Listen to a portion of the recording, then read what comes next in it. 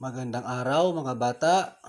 Itong number 3 mga bata ay gagawin nating pato, yung mahaba yung paa. Okay, ganyan lang mga bata. Yung 3 ay gagawin nating pato. Ganyan lang. Lagyan natin ng pakpak yan. Pakpak yung ginagawa natin. Ganyan lang mga bata. No? May guide na tayong number 3. Very simple no mga bata. Sa number 3 ay makagawa na tayo ng pato. May guide na tayo. Ganyan lang, buntot. Diba? Very easy. Very, very easy. Yan, lagyan natin ng yung ulo niya.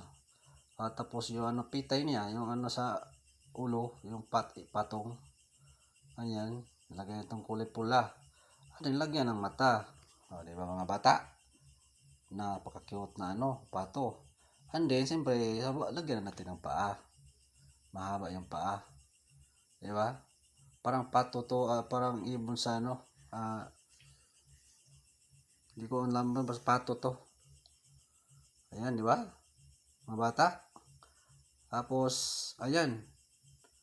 Napakaganda yung yaman number 3. Pato. Okay, maraming salamat sa panonood. Thank you so much.